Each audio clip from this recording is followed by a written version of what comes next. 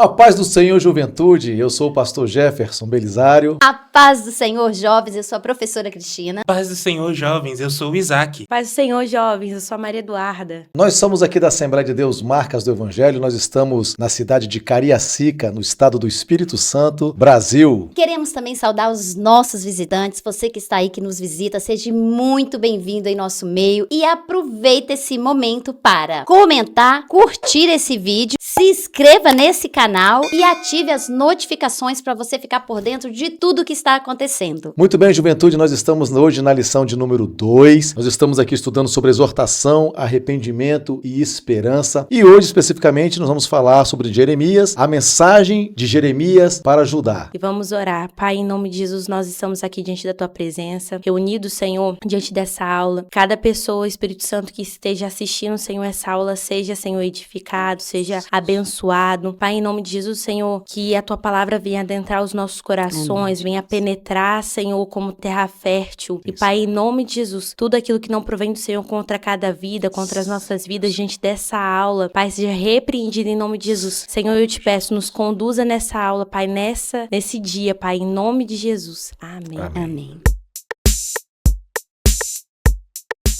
A paz do Senhor, jovens, eu sou a Rafaela e hoje vamos ler a leitura bíblica que se encontra em Jeremias 2, do 5 ao 13. Assim diz o Senhor, que injustiça acharam vossos pais em mim, para se afastarem de mim, indo após a vaidade e tornando-se levianos.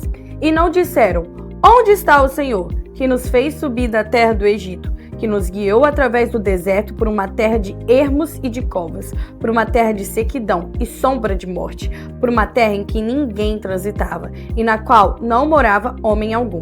E eu vos introduzi numa terra fértil, para comerdes os seus frutos e o seu bem. Mas quando nela entrastes, contaminastes a minha terra, e da minha herança fizestes uma abominação. Os sacerdotes não disseram, onde está o Senhor? E os que tratavam da lei não me conheceram. E os pastores prevaricaram contra mim. E os profetas profetizaram por Baal e andaram após o que é de nenhum proveito. Portanto, ainda pleitearei convosco, diz o Senhor, e até com os filhos de vossos filhos pleitearei. Porquanto passai as linhas de Quitim e vede, e enviai a Quedar, e atentai bem, e vede se sucedeu coisa semelhante. Houve alguma nação que trocasse os seus deuses, posto não serem deuses? Todavia, o meu povo trocou a sua glória pelo que é de nenhum proveito. Espantai-vos disto, ó céus, e horrorizai-vos, ficai verdadeiramente desolados, diz o Senhor, porque o meu povo fez duas maldades. A mim me deixaram um manancial de águas vivas e cavaram cisternas rotas, que não retêm as águas. Tchau, jovens! Muito bem, juventude, então, na nossa introdução, é importante a gente entender e compreender que o ministério de um determinado profeta, no caso aqui Jeremias, depende de alguns fatores. Por exemplo, o primeiro é identificar a natureza desse ministério, que geralmente é definida pelo conteúdo da sua mensagem a ser entregue por esse profeta. Isso é fundamental. Uma outra coisa também muito importante é a quem ele foi enviado para profetizar, assim como também a condição espiritual desse povo. Uma outra coisa também precisamos saber que o ministério de Jeremias, o seu chamado, ultrapassou os limites geográficos de Israel e chegou a outras nações. Entretanto, ele foi enviado especificamente ao povo de Deus e mais especificamente ao povo de Judá. E é interessante, pastor, porque Jeremias chama Judá para o arrependimento. Então fica ligado, meu jovem, porque hoje a palavra vai falar forte sobre arrependimento. E essa palavra era viva nesse tempo de Jeremias, como ela é viva hoje, no nosso tempo. Arrependimento. O que você precisa se arrepender? O que você precisa confessar e largar de uma vez toda, meu jovem? Exatamente, Cris. Nessa lição nós veremos Jeremias falar sobre principalmente o arrependimento, mas ele também vai falar um pouco sobre o que o povo fez para que Deus pedisse justamente esse arrependimento e esse retorno do povo a Deus. E da mesma forma que o Isaac falou sobre o arrependimento, ele vem de acordo com um alerta de Deus para o povo diante da ameaça da Babilônia, mas também de acordo com a adoração deles. Por conta que o povo ele não adorava exatamente a Deus, mas ele estava adorando a outros deuses. Muito bem, então dentro da primeira parte aí, a palavra profética enviada a Judá, nós vamos falar sobre o ministério profético. E eu vou fazer então uma pergunta para Isaac. Isaac, para iniciarmos a lição, então, o que é o ministério profético? Bom, pastor, o ministério profético nada mais é do que a capacitação de Deus e a autorização para que uma pessoa possa ser como um representante de Deus aqui na Terra, onde ele irá transmitir mensagens e levar direcionamentos ao povo do que Deus realmente quer do povo, seja essas mensagens de consolo, como a gente pode ver em Isaías 51, onde Deus ele fala que eu sou o seu consolo, seja mensagens de exortação, como no próprio Jeremias, que nós iremos estudar, e também tem uma passagem de Natã, onde ele exorta Davi, e seja uma palavra de edificação. E é muito interessante, Isaac, pastor, Maria Eduarda, você que tá aí ligadinho, prestando atenção em nós, porque esse chamado profético era uma pessoa separada por Deus para levar uma mensagem. Então, nessa época que Jeremias estava sendo separado, e ele tinha que levar exatamente, era a boca de Deus naquela época, assim como os nossos profetas hoje precisam ser boca de Deus, falar aquilo que Deus quer que fale, não aquilo que está ao vento. Precisamos tomar muito cuidado com aqueles que se dizem profetas e não são profetas de Deus. E, pastora Cris, como a senhora falou, quando Jeremias ele foi separado naquele momento para ser usado como boca de Deus diante do povo. E aí Jeremias, logo em Jeremias 1, Deus chama Jeremias e Jeremias ele se acha pequeno diante de Deus. Ele acha que ele não pode ser usado, porém Deus ele encoraja ele para ele ser profeta, para ele ser boca de Deus diante do povo. E a palavra ela também fala que nós temos que ter coragem, temos que ser fortes e corajosos diante das lutas, diante daquilo que Deus ele nos usa, diante daquilo que Deus ele pode revelar a nós para ser usado através da vida de pessoas. Então isso mostra que Jeremias, assim como foi muito jovem chamado, o Espírito Santo hoje também separa, unge pessoas desde cedo para missões específicas, para situações específicas, mesmo que às vezes se sintam incapazes, que foi o caso de Jeremias. Veja, o profeta ele não escolhe a si mesmo, mas o profeta ele é escolhido por Deus, ele é capacitado pela palavra de Deus. Então muitos jovens hoje até recebem o chamado profético na sua vida, mas ficam temerosos, eles precisam confiar no Espírito Santo, porque é o Espírito Santo que vai dar a ousadia e a autoridade necessária para esse ministério. Jeremias dizia que a palavra de Deus era como um fogo ardente em seus ossos. Está registrado no capítulo 20, no versículo 9. Então veja, para nós isso é como o jovem ser batizado no Espírito Santo, quando ele é inflamado, o seu coração pega fogo, então produz ousadia, gera uma palavra viva, uma palavra transformadora. Então, ou seja, o profeta não está ali para falar aquilo que lhe é conveniente, mas para falar aquilo que o Senhor está mandando. Então veja, você que é um jovem de Deus, com certeza com uma missão profética, você também deve falar assim como Jeremias, não apenas para agradar as pessoas, mas falar aquilo que o Espírito Santo manda falar e aquilo que está dito na palavra de Deus. É por isso, pastor, que o profeta é conhecido como homem de Deus. Estamos aqui com a Maria Clara. Maria Clara. Como a vida de Jeremias nos inspira a obedecer a Deus mesmo em tempos difíceis?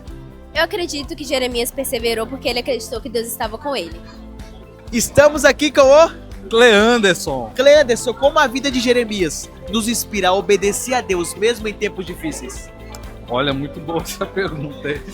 Mas é uma inspiração para nós, porque Jeremias, mesmo no meio de um povo rebelde, ele se manteve fiel a Deus. E Deus o recompensou, assim como Deus recompensa todos aqueles que forem fiéis, né? Mesmo em meio a uma sociedade corrompida, mas Deus também, ele nos recompensará.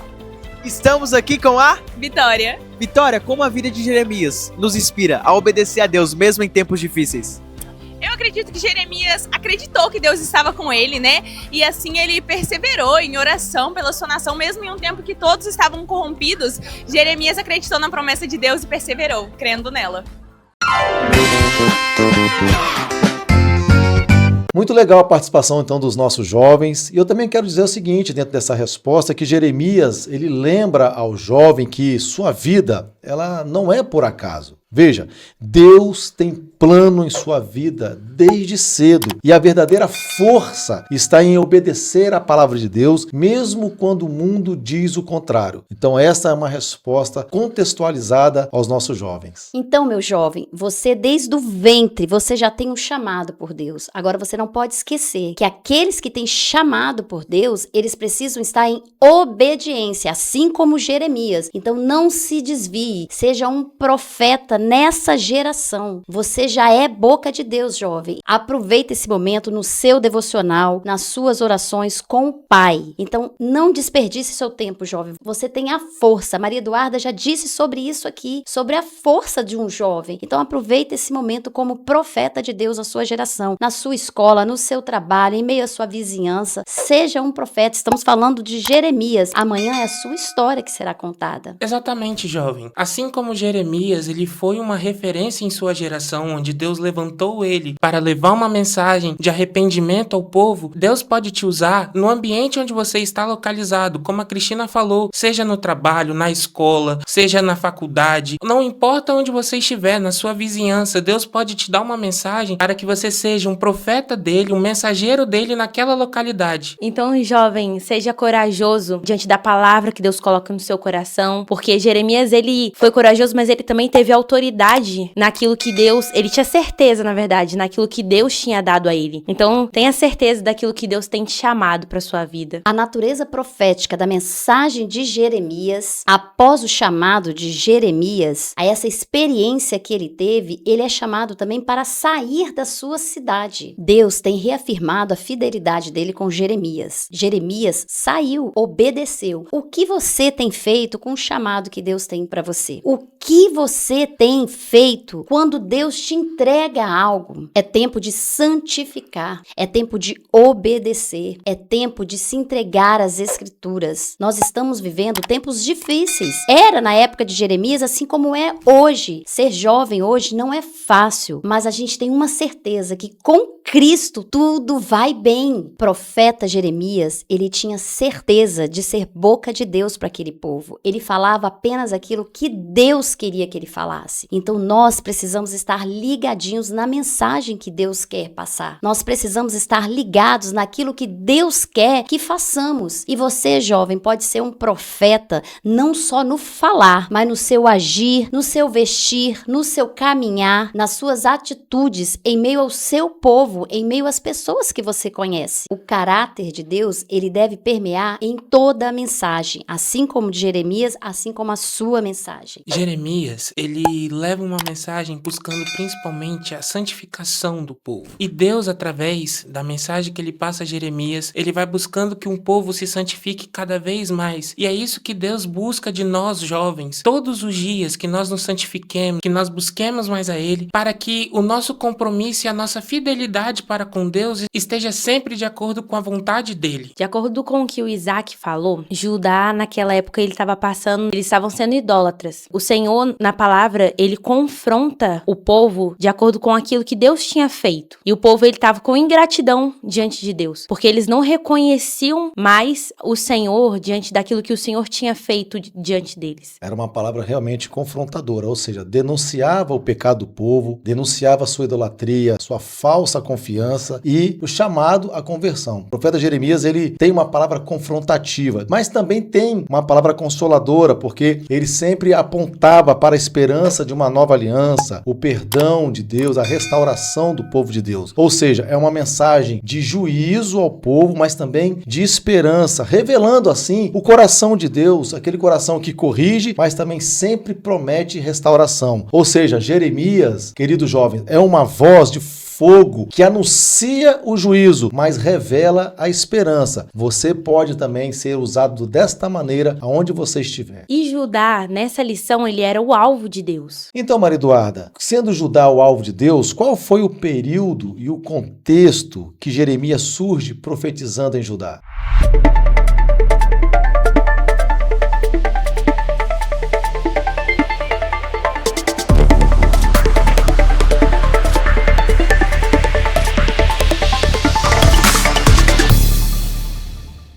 A paz do Senhor, jovens, meu nome é Tainara e hoje nós vamos falar sobre arrependimento. um caminho de volta para Deus. Meus irmãos, nós sabemos que Israel tinha sido separado por Deus, certo? Ele era o povo escolhido, chamado para refletir a glória de Deus para as nações. Deus havia feito um concerto com eles, um acordo de vida fundamentado em sua fidelidade, que ele cumpriria suas promessas. Mas Israel quebrou esse pacto.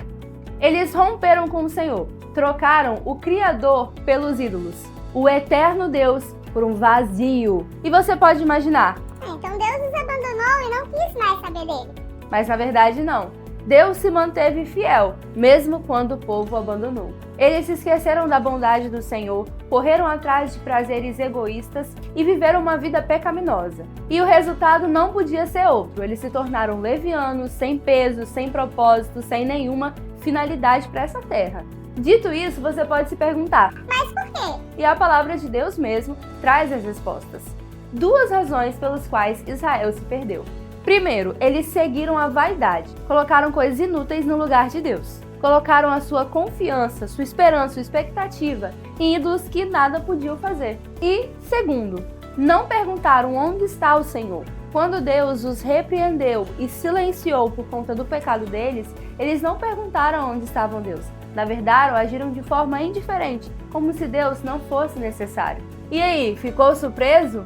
Pois saiba que essa é a mesma tragédia que ameaça a nossa geração. Quantos jovens estão trocando a presença de Deus por prazeres momentâneos? Quantos estão cheios de ídolos modernos? Fama, dinheiro, status, relacionamento tóxicos, redes sociais, vícios, festas, músicas, drogas, isso e muitas outras coisas que prometem vida, mas só entregam vazio. Expectativa? Vida. Realidade? Morte. Porque, jovens, quando Deus não é o centro, até as maiores conquistas perdem o seu valor. Mas e agora? O que fazer? Eu já me distanciei demais do Senhor. Eles estão viciados nos meus prazeres. Tem jeito? Claro que tem. A chave é o arrependimento. Arrependimento não é só sentir culpa.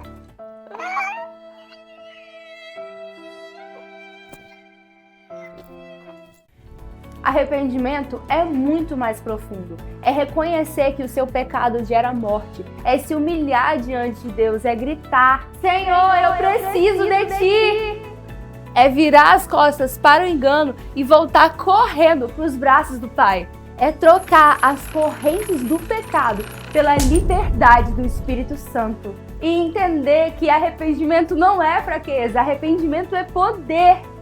É o ato mais corajoso que um jovem pode ter. Romper com o mundo e se alinhar com os propósitos eternos de Deus. Jovem, escute com atenção. Olha para a história de Israel. Viver longe de Deus é correr em direção ao nada. O pecado é bonito por fora, mas é podre por dentro. O mundo promete festa, mas deixa uma ressaca na sua alma. O pecado promete liberdade, mas só te entrega escravidão. Só em Jesus há vida verdadeira. Só no sangue da cruz há um perdão real. Só na presença do Espírito há propósito eterno. Hoje Deus está perguntando a você: onde eu estou na sua vida? Não se engane, a ausência de Deus é o maior vazio que existe. Mas Ele ainda te chama, Ele espera por você, ainda há tempo de voltar. Hoje, se ouvires a voz do Senhor, não endureçais o vosso coração. Arrependa-se hoje. Volte para o Senhor. Deixe o fogo do Espírito Santo aquecer você por inteiro e derreter o seu coração. Porque o arrependimento não é o fim da linha. Jovens, muitas pessoas vão dizer para você: arrependimento é o fim da linha. Mas na verdade é o começo da sua trajetória espiritual. É o start da nova história que Deus quer escrever na sua vida. Então decida hoje, não amanhã, agora, hoje, nesse momento aí onde você está assistindo esse vídeo. Porque o céu está pronto para entrar na sua vida, se o seu coração estiver pronto para o receber. E aí, recebe?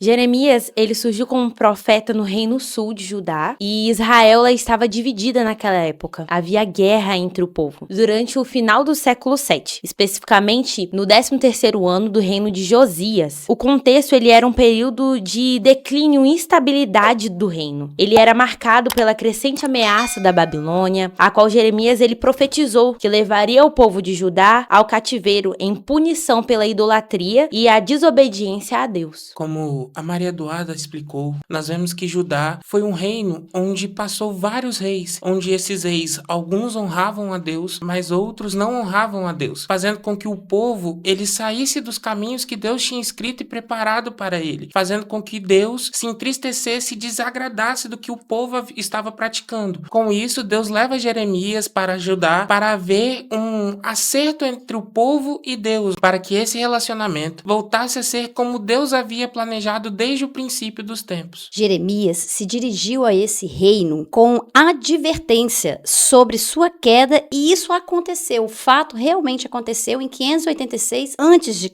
quando de um reino, Judá passou a ser uma simples província. Muito bem, então a gente está vendo aqui por que Judá era o alvo de Deus. Exatamente isso. Era o povo da aliança. Judá carregava a responsabilidade de guardar a lei. Em Judá, ali em Jerusalém, estava o templo. Em Jerusalém também, Judá, especificamente, era a linhagem messiânica. Uma outra coisa também que Judá se torna o alvo de Deus por causa da infidelidade espiritual, como nós vemos aqui. Apesar da aliança, Judá se corrompeu com a idolatria, se corrompeu com a injustiça, tornando-se alvo da disciplina divina. Ele se envolveu com os outros povos pagãos, e agora tornou-se um povo idólatra. Então era alvo de Deus para correção, para restauração. Deus não buscava ali destruir Judá. Essa não era a intenção de Deus. Mas a intenção de Deus era corrigir para que depois pudesse restaurar o povo, preservando o remanescente fiel. Então veja, há um propósito de Deus quando Deus envia Jeremias. É um propósito redentivo. Era de Judá que viria o Messias. Era de Judá que surgiria Jesus Cristo. Por isso Deus preservou a nação mesmo em meio ao cativeiro. Então veja, Judá era alvo de Deus não só por causa do pecado, mas porque fazia parte do seu plano eterno, corrigir para restaurar e dali levantar o Salvador do mundo. Deus tinha propósito com a nação, com o povo de Judá. Um outro ponto da nossa lição é a dura advertência, a ira de Deus sobre o povo. A ira de Deus sobre Judá, meus jovens, não foi explosiva, não foi uma ira repentina, mas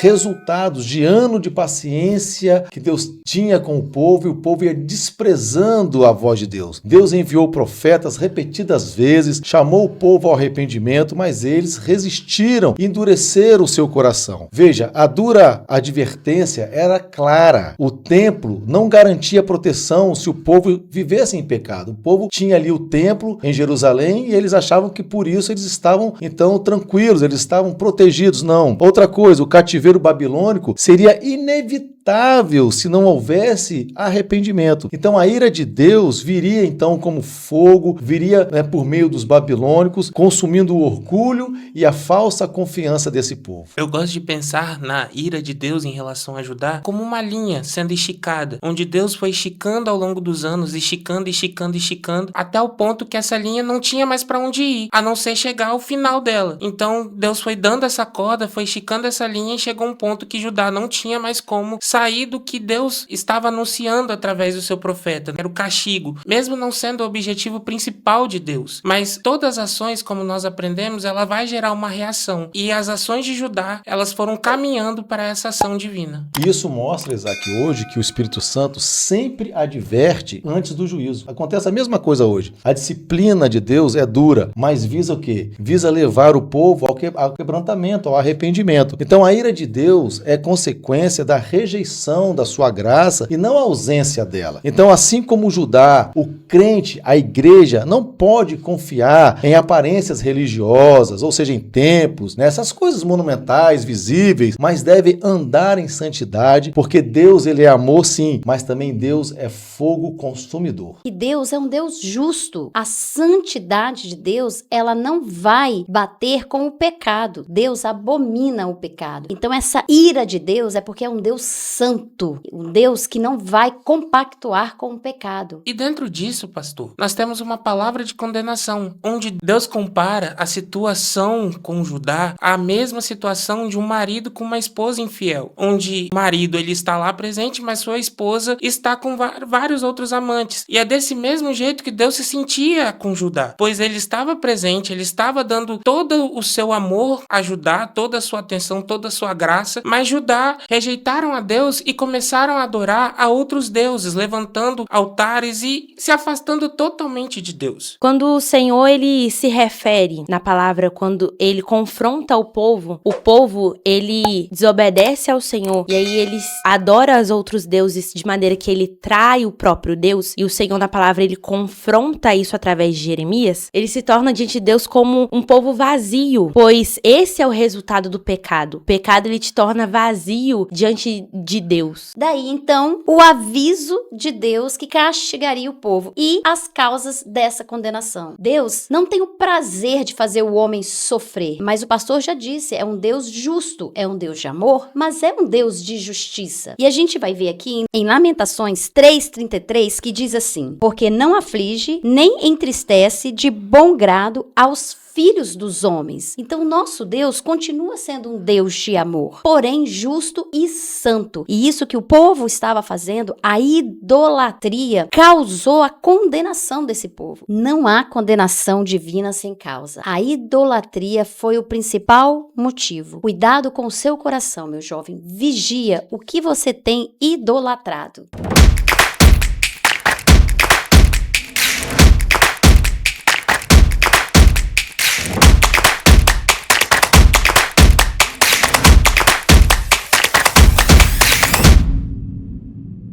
Olá, jovens!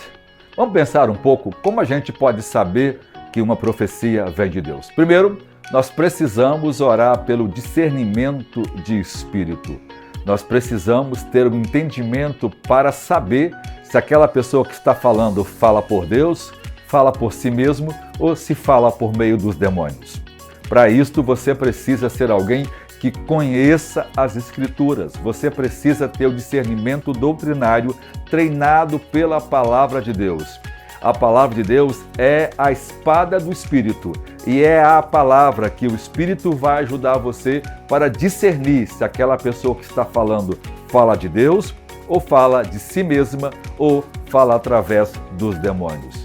Então, seja cheio das Escrituras, aprenda as Escrituras, que ela lhe dará sabedoria para avaliar e julgar se aquela palavra é de Deus ou se as pessoas estão mentindo a nós em nome de Deus. Uma outra vertente é a gente estar próximo de pessoas maduras que têm discernimento para saber se aquela palavra é de Deus ou não é de Deus. Para isso, Deus colocou na igreja líderes piedosos e que têm discernimento para ajudar aqueles que ainda não têm a condição de discernir a verdade do erro. Deus abençoe vocês.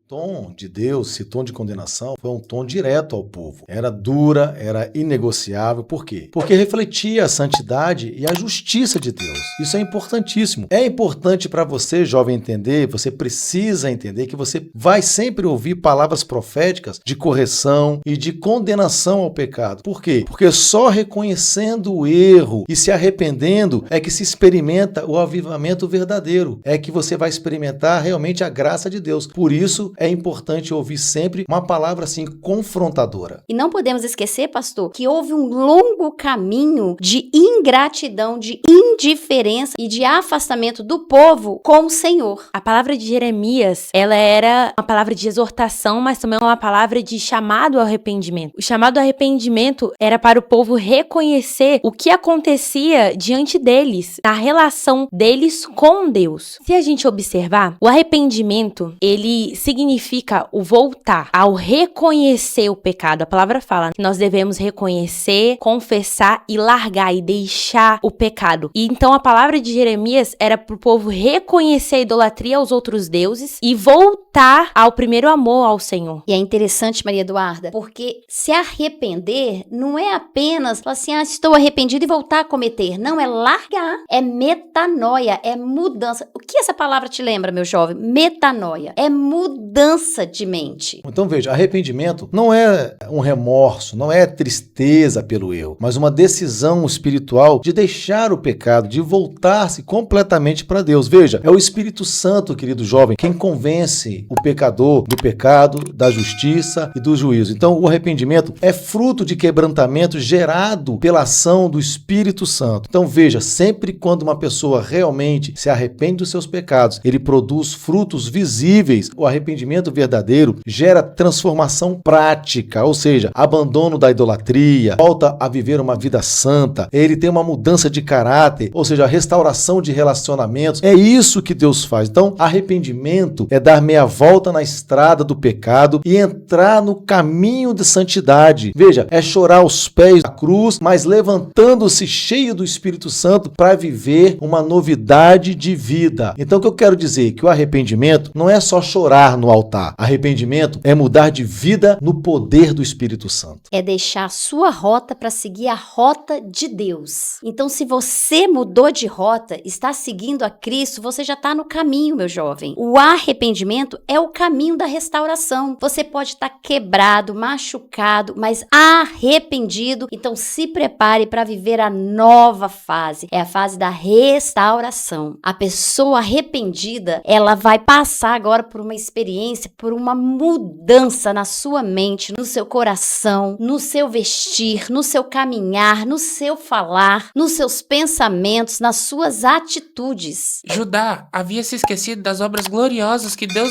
fez ao longo do tempo, ao longo da história, demonstrando o seu cuidado, demonstrando o seu carinho com o povo, e fez com que esse sentimento de esquecimento gerasse ingratidão e apostasia do povo. E com isso, Deus começou a buscar que Judá retornasse aos seus caminhos de origem, retornasse ao princípio, que era justamente a comunhão com Deus. E interessante, assim como Isaac citou, logo no começo, em Jeremias 2:6, o Senhor, ele confronta o povo e ele relembra o povo quando ele tirou o povo do Egito. E isso faz com que o Senhor, ele queria resgatar o povo daquela maneira, a forma que a presença de Deus, ela estava entre eles, o coração deles estava contrito com Deus, havia uma liderança na direção de Deus, então o povo, ele estava sendo direcionado e com o coração contrito com Deus naquela época. Perfeito. Arrepender-se é deixar para trás tudo que for necessário e seguir em direção a Deus, o que vai resultar em sua restauração. O arrependimento, a vontade de Deus, é o quê? É a porta de entrada para a restauração divina. Você, jovem que precisa se arrepender dos seus pecados, lembre-se disso. Sem ele, sem o arrependimento, o juízo de Deus permanece. Agora, com o arrependimento, há perdão, há cura, há renovação de Deus. Então, a obra do Senhor se manifesta na sua vida e você vai ser restaurado. Esta é a intenção de Deus através do arrependimento. Há sempre em nós a necessidade permanente de arrependimento. Nós vemos na Bíblia que vários personagens importantes citaram justamente a necessidade desse arrependimento, como João Batista e Jesus pregando: arrependei-vos, pois é chegado o reino de Deus. Nós vemos Paulo em suas cartas falando sobre a necessidade de arrependimento. Então, nós devemos não ser como Judá, onde eles deixaram a fonte de vida e foram cavar suas próprias cisternas rachadas, incapazes de reter água. Mas sim, nós devemos sempre buscar direto na fonte, que é Cristo, pois ele é a água viva, como ele mesmo disse: aquele que beber dessa água jamais terá sede. Então, constantemente, nós devemos sempre buscar da água de Cristo, para que a nossa fonte retenha a água correta, que é a água viva. Arrependimento é o ato de repudiar o pecado e caminhar para Cristo, para o nosso Deus, nosso único Deus, Senhor e Salvador das nossas vidas. E também por que a necessidade permanente do arrependimento? Porque o pecado, ele continua na vida do homem. Mesmo, meu jovem, após a conversão, há tendências humanas que nos afastam de Deus. Então, arrependimento não é exatamente um ato único, mas um processo contínuo de autoavaliação e de confissão diária. O arrependimento, ele é como um coração quebrantado. Deus, ele não rejeita aquele que tem sinceridade no coração. Então, quando você realmente se arrepende, deixa, o Senhor, ele olha com zelo, com amor e com graça. Se arrepender todos os dias mantém o crente perto de Deus, permite o perdão diário, fortalecendo a sua vida espiritual, evitando que o pecado crie raízes em sua vida. Então o arrependimento, meu jovem, não é só o início da caminhada cristã, aceitei Jesus e pronto, acabou. Não, mas é uma necessidade permanente para que a vida seja transformada, restaurada e cheia do Espírito Santo.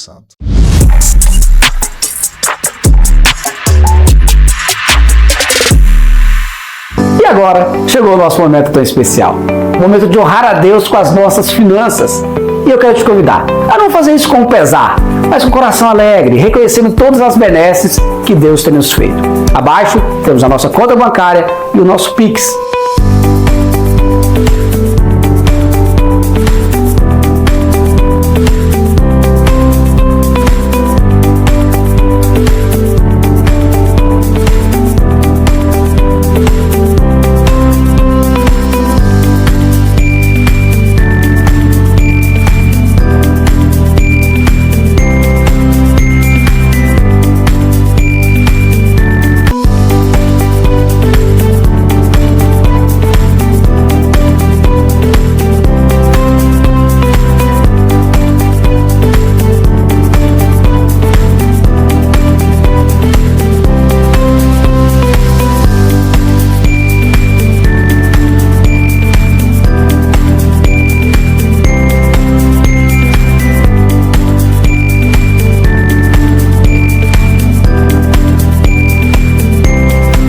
Mas eu queria te convidar também para um outro projeto, o Projeto 1000 Valentes.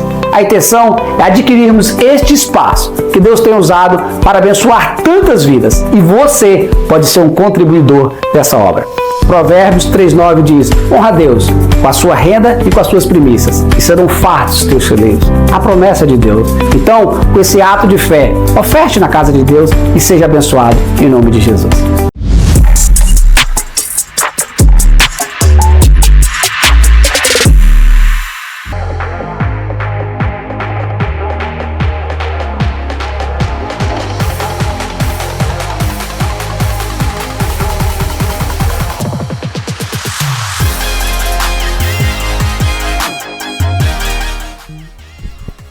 E aí, jovens, tudo bem com vocês? Estamos aqui para o nosso quiz, para ver se você realmente compreendeu o assunto que foi passado na aula de hoje. Então vem comigo para a nossa primeira pergunta, que é a seguinte: por que Judá se afastou de Deus? A. Porque buscava apoio político em reinos mais fortes. B. Porque acreditava que os deuses estrangeiros podiam trazer proteção. C. Porque se tornou teimoso, escolheu o pecado e confiou em ídolos e alianças em vez de Deus. Ou D, porque achava que Deus já não se importava com o seu povo. Vamos lá, tempo na tela.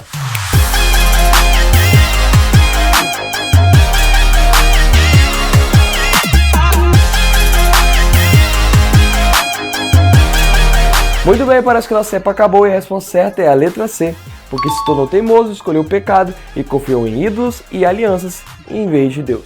Segunda pergunta: por que o povo rejeitou a mensagem de Jeremias?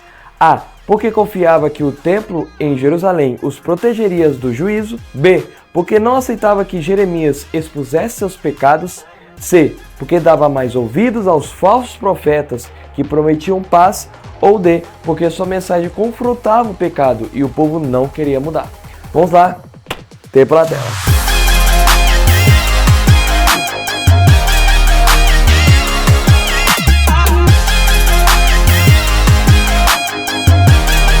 E muito bem, olhando aqui para o meu relógio, parece que o nosso tempo acabou. E a resposta certa dessa pergunta, se você colocou letra D, porque sua mensagem confrontava o pecado e o povo não queria mudar, meus parabéns, você acertou. Terceira pergunta: quais foram as consequências da desobediência de Judá? A. Jerusalém foi cercada, mas conseguiu resistir por um tempo. B. O povo manteve suas práticas religiosas, mas sem obediência verdadeira. C. Foi levado ao exílio, perdeu a liberdade e viu o templo destruído. Ou D. Judá perdeu poder aos poucos até cair nas mãos da Babilônia. Vamos lá, você já sabe.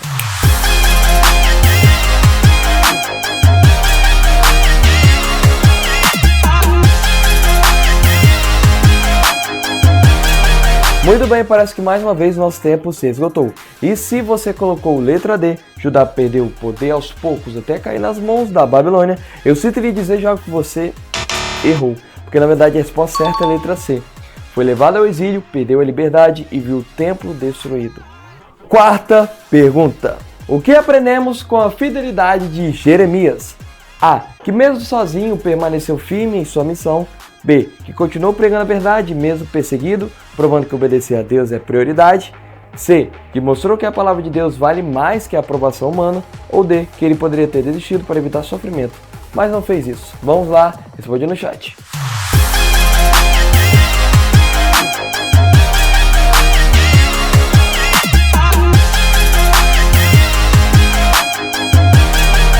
Muito bem, espero que tenha respondido no chat e tenha lutado com a letra B, que é a resposta correta, que continuou pregando a verdade, mesmo perseguido, provando que obedecer a Deus é prioridade. Então vamos para a nossa quinta e última pergunta, que é a seguinte: por que a promessa de restauração revela a misericórdia de Deus?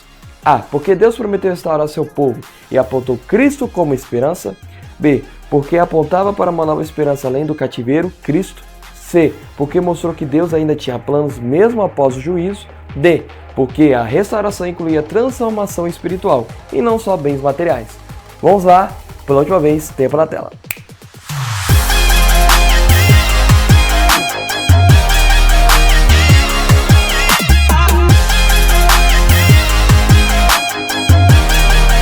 Muito bem, parece que o nosso tempo acabou e a resposta certa dessa última pergunta com certeza é letra A. Porque Deus prometeu restaurar seu povo e apontou Cristo como esperança. E foi isso, jovens, esse foi o nosso quiz de hoje. Espero que vocês tenham compreendido um pouco mais o conteúdo que foi passado na aula e também tenham acertado cada uma das 5 perguntas. E eu creio que acertaram porque vocês foram nota 10. É isso, e agora vamos voltar para a finalização da nossa aula com os nossos professores.